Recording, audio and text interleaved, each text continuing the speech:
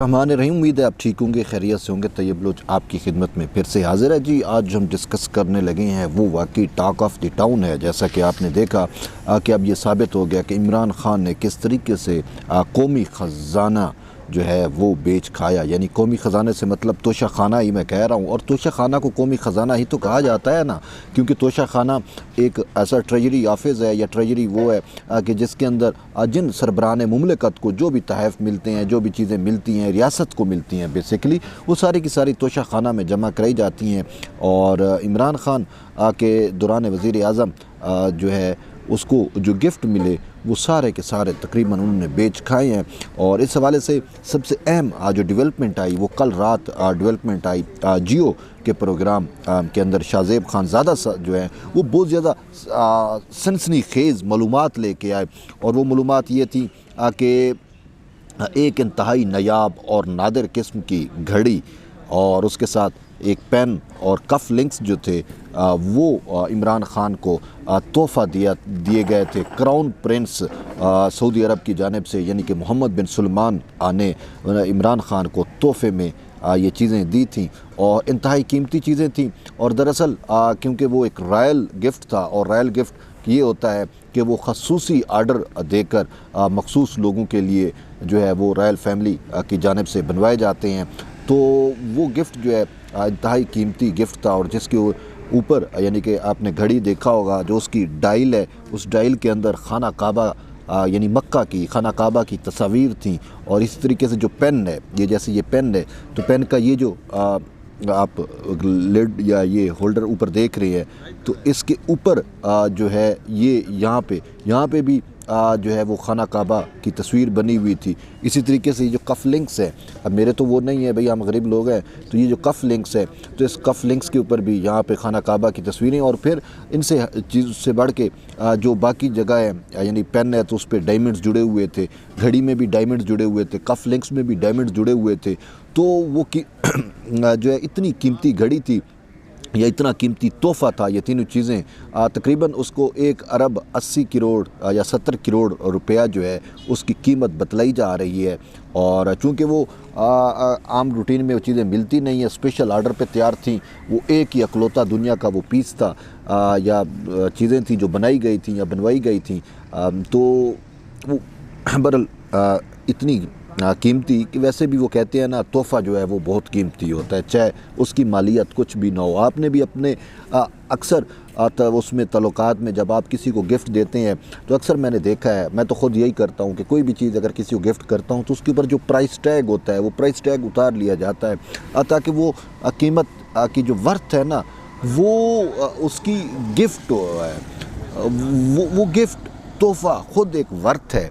उसकी मालियत जो है वो डिपेंड नहीं करती कि कितनी मालियत थी नहीं थी।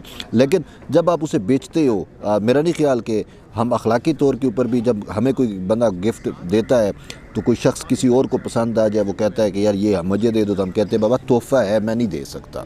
आम सी बात है बाबा, किसी का तोहफ़ा है, किसी की निशानी है, वो नहीं दे सकता। ये तो आम सी बात है। आप भी अक्सर यही करते होंगे, आपको इस चीज़ का एक आइडिया होगा, क्योंकि ये अखलाकियात के उसमें भी आता है। तो बहरहाल वो इमरान खान को तोहफ़ा मिला, तो वो तोहफ़ा पहली बात है कि ख़ुद इमरान खान को नहीं था, वो तोहफ़ा जो है वो रियासत को था। तो हमेशा ये होता है कि किसी भी जो रियासती ओहदेदार होता है, वज़ीर आज़म है, सदर है, उसको जब ऐसी चीज़ें मिला करती हैं तो वो ये चीज़ें जो हैं वो उस जो ऑफिस है तोशा खाना का जो उसके अंदर वो चीज़ें सबमिट करा दी जाती हैं, और ऊपर टैग लिखा होता है कि किसने दिया और क्या है ये सारा कुछ। तो ये तोहफ़े जो हैं वो पाकिस्तान के या रियासत का जो तोशा खाना है उसके अंदर सबमिट होते हैं। तो खान साहब ने जो बाकी तोहफ़े तो बेच ही खाए, उस तरीके से ये घड़ी और ये जो रॉयल गिफ्ट था सऊदी वली अहद की जानिब से या Saudi kingdom of Saudi Arabia के शहज़ादे की जानिब से, इसको बेच खाया। चलो यार, खाना मसला ये है कि इंतहाई कीमती तोहफ़ा, पहली बात है बेचना नहीं चाहिए। अच्छा, फिर बेचा, और बेचा भी कौड़ी के दामों में। ठीक है, जैसे कि मैं आपको बताऊं, अब ये पूरी मनी ट्रेल कि जैसे बतलाई जा रही है कि शहज़ाद अकबर का बाकायदा शहज़ाद अकबर जो है वो एसिड रिकवरी यूनिट या मुशीर भी था इमरान खान का बराए एहतसाब, और ये वो शहज़ाद अकबर है जिसने जस्टिस काजी फैज़ ईसा के ख़िलाफ़ एक झूठा रेफरेंस भी दायर कराया था। आपको याद होगा वो काजी फैज़ ईसा वाला मामला। तो इस शहज़ाद अकबर ने जो है वो दुबई के कोई उमर फ़रूक नाम बताया जा रहा है। ये उमर फ़रूक सूफिया मिर्ज़ा का साबिक़ शोहर है, ठीक है, पाकिस्तानी ही है।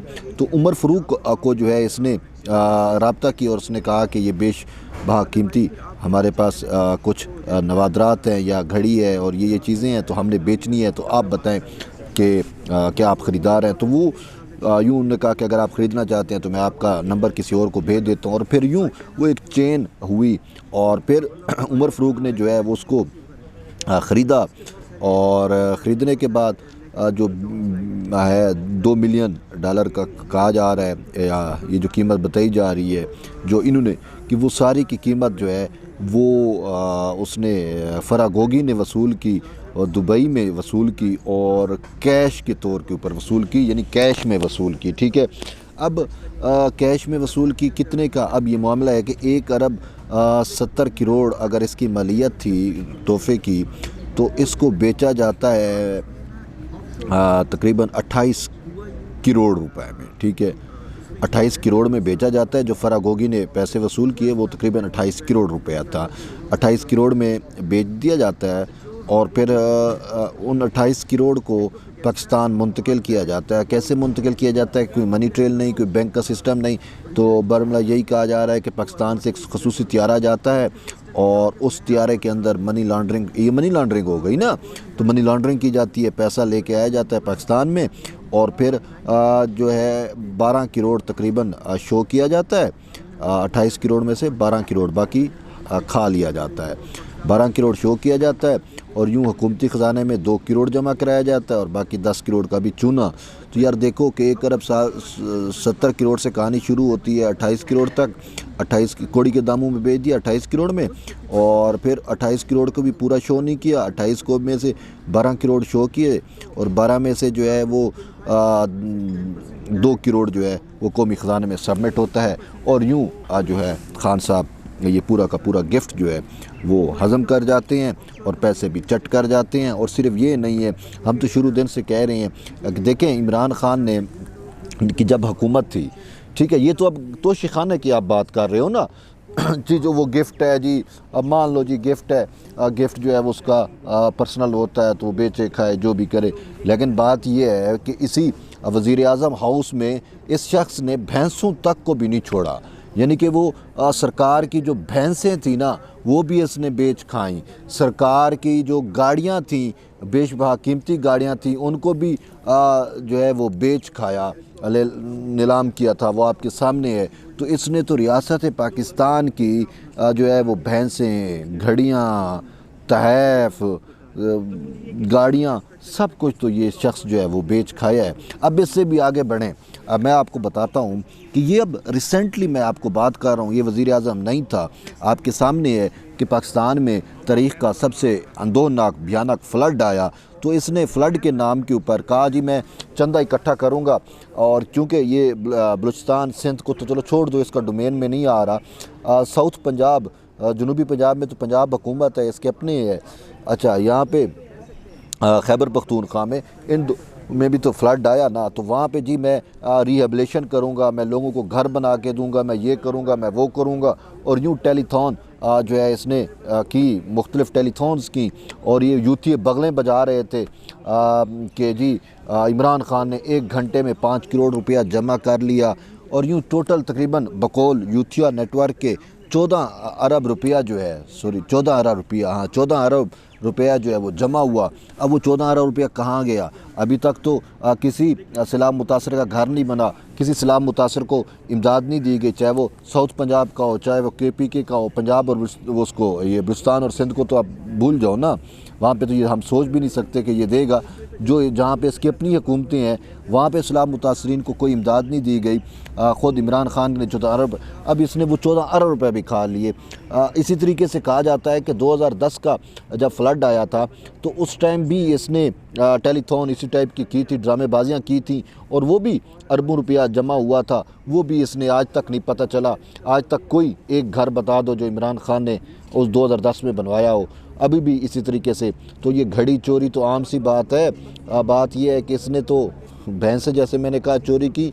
ये इसी तरीके से सैलाब मुतासरीन जो बेचारे ऑलरेडी आफत में हैं, उन आफत ज़दा लोगों के नाम पे इसने कौम को चूना लगाया, आवाम को चूना लगाया और कहा कि मैं उनकी हेल्प आउट करूँगा। लोगों ने उसको क्या कहते हैं कि अल्लाह के रास्ते में समझ के इसको दिया कि यार चलो उन लोगों को ज़रूरत है, उनके ऊपर पैसे खर्च हो जाएंगे, उनके ऊपर लगेंगे, तो इसने वो पैसे भी डकार गया, खा गया। नहीं खाए तो मैं चैलेंज कर रहा हूँ किसी तमाम यूथियों को और उनके नेटवर्क्स को, तमाम सोशल मीडिया इन्फ्लुएंसर्स को जो इमरान का चूरन बेचते हैं, उनको मैं चैलेंज कर रहा हूँ कि आप मुझे बता दें कि वो 14 अरब रुपया जो फ्लड के नाम पे इमरान खान ने इकट्ठा किया, अगर इसने ये नहीं खाया तो वो कहाँ गया। कोई एक जगह बता दें कि इसने वो पैसे लगाए हों। ये मैं बड़े अरसे से चैलेंज दे रहा हूँ, क्योंकि मुझे पता है कि 2010 का पैसा भी फ्लड के नाम पे जो इसने पैसा इकट्ठा किया, जो चंदा इकट्ठा किया, वो भी ये खा गया था। उस टाइम तो ये फरा और पिंकी और फरा नहीं थी, लेकिन उस टाइम भी ये खा गया था। अब तो ये जोंकें जो है या पैरासाइट फरा पिंकी और ये भी इसके साथ हैं, तो ये तो माल बटोरने में वैसे भी माहिर हैं। तो जिस तरीके से घड़ियाँ खा गई, तोशाखाना खा गए, तो इस तरीके से 14 रुपये भी खा गए। या फिर इसका ये जो सो कॉल्ड खुद साख्त ये मार्च है, या फिर इस पर लग गया, नहीं तो लगा तो फिर मुझे आप दें ना। मैं यूथियों को ये कह रहा हूँ, चैलेंज है मेरा कि मुझे आप बताएं कि वो क्यों भाई फ्लड हमारे इलाके में है, वहाँ पे लोगों की ज़रूरत है, हम आपको ये नहीं खाने देंगे। इसका तो हिसाब आपको देना पड़ेगा कि किस, या ना यही है कि फिर आप अपने आप को मानो जो अब इमरान खान की घड़ी चोरी का दिफा कर रहे हैं। मैं उनसे मुखातिब हूँ कि आप हमें बता दें कि 2010 का फ्लड के पैसे भी इसने कहा। चलो उस टाइम आप नहीं पैदा हुए होंगे, आप छोटे होंगे या आपको आइडिया नहीं है। अभी जो 2000 रिसेंटली फ्लड आया है, पिछले जो मतलब है अभी ये गर्मियों में मानसून का जो सीज़न गुजरा है, उसके जो 14 अरब रुपए बकौल आपके टेलीथॉन के ज़रिए जमा करें, वो किधर गए, उसका भी तो हिसाब दो। बहरहाल ये हम तो शुरू में कैसे कहते हैं कि ये रॉन्ग नंबर है, ना ये सादिक है, ना ही ये अमीन है, ये चोर था, ये खैन था, ये काजिब था, और अफसोस पूरे सिस्टम को मैनिपुलेट करके इसको यहाँ तक लाया गया। बहरहाल एट दी एंड यही है कि जुड़े रहिए तैयब बलोच के साथ। मज़ीद कोई चीज़ होगी हम आपको अपडेट करेंगे। तब तक के लिए इजाज़त दें। अल्लाह हाफ़िज़।